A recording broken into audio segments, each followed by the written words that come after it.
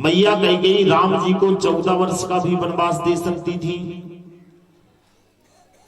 14 वर्ष का वनवास मैया कैकेयी ने राम जी को दिया, 20 साल का दे सकती थी, 30 साल का दे सकती थी, 40 साल का दे सकती थी।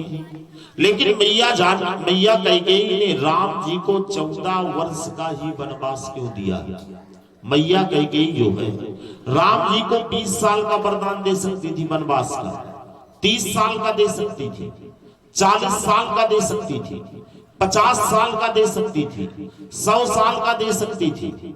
लेकिन मैया कैकेयी ने राम जी को 14 वर्ष का ही वनवास क्यों दिया? क्योंकि रामायण में आया है, तापस भेष विशेष उदासी और 14 वर्ष राम वनवास। मैया कैकेयी ने राम जी को 14 ही साल का वरदान क्यों दिया? 20 साल का दे सकती थी, 30 साल का दे सकती थी, 5 साल का दे सकती थी, 1 वर्ष का दे सकती थी। लेकिन मैया कैकेयी ने राम जी को 14 वर्ष का वनवास दिया। पहला कारण, जिस सिंहासन में महाराज दशरथ जी बैठते थे, जिस राज सिंहासन में महाराज दशरथ जी बैठते थे, उस सिंहासन की सीढ़ियां 1 2 3 4 5 14 थी।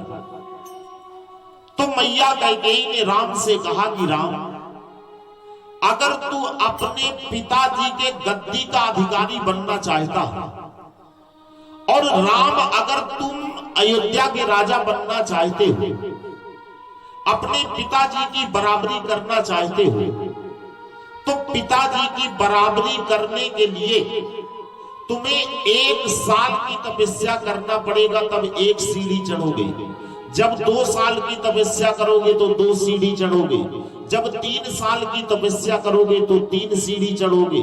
जब 4 साल की तपस्या करोगे तो 4 सीढ़ी चढ़ोगे। ऐसे जब तुम 14 साल की तपस्या करोगे तब तुम महाराज दशरथ अर्थात अयोध्या के राजा बनने के अधिकारी हो जाओगे। मैया कैकेयी ने राम जी को वनवास इसलिए नहीं दिया कि कोई मैया कैकेयी राम जी से विरोध करती थी, कि कोई प्रेम नहीं करती थी। मैया कैकेयी राम जी को बहुत प्रेम करती थी। मैया कैकेयी राम जी को प्राण से ज्यादा चाहती थी। लेकिन मैया कैकेयी ने राम से ये कहा था कि अगर राम तुम अपने पिता के गद्दी के अधिकारी बनना चाहते हो, तुम अयोध्या के राजा बनना चाहते हो, तो तुमको तपस्या करना पड़ेगा 14 वर्ष तक, तब तुम जाकर के अपने पिता के गद्दी के अधिकारी जो है बन सकते हो। और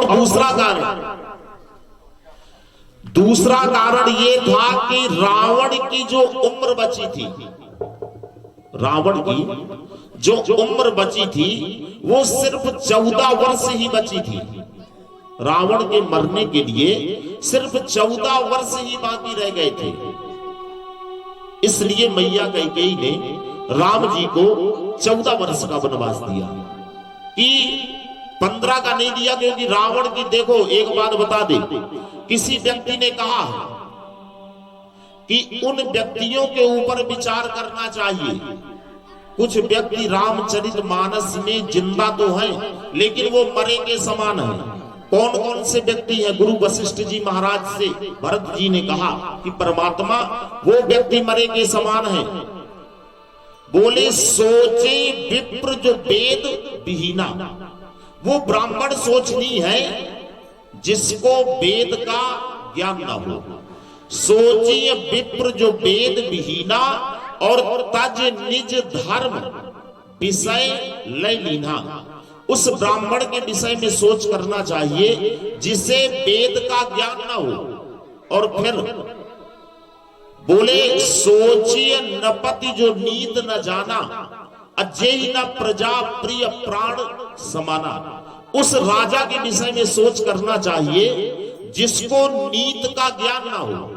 सोचिए नपति जो नीत न जाना, अजय न प्रजा प्रिय प्राण समाना। उस राजा के विषय में सोच करना चाहिए जिसको नीत का ज्ञान ना हो और जिसे प्रजा जो है प्राणों से ज्यादा प्रिय ना हो, प्राणों से ज्यादा अच्छी ना हो। रामचरितमानस में तुलसीदास जी लिखते हैं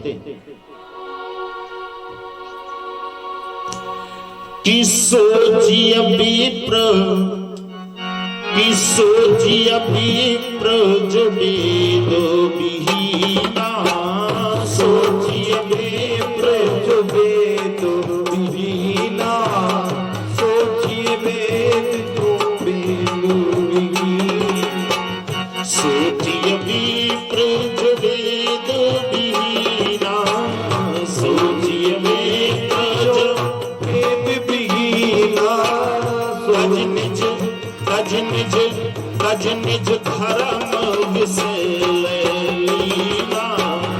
कज निज धर्म।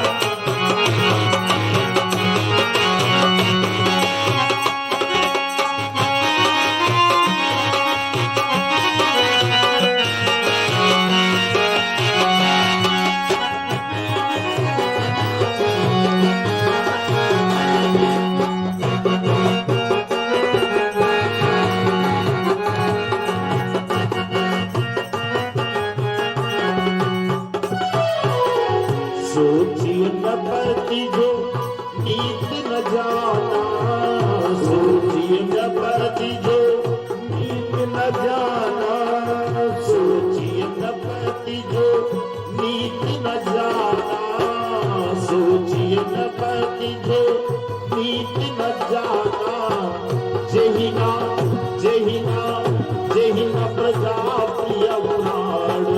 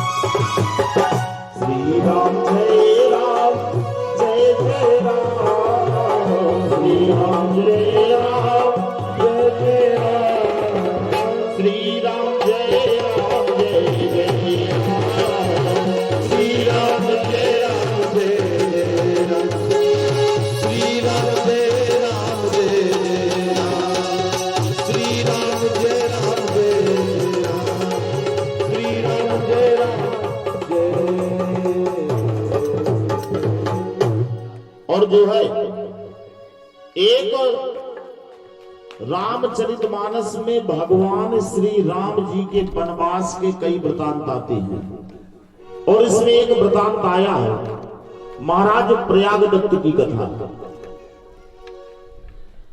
मिथिलापुरी जहां की मैया जानकी थी, सीता मैया थी, मिथिलापुरी में मैया जानकी का जो है जन्म हुआ।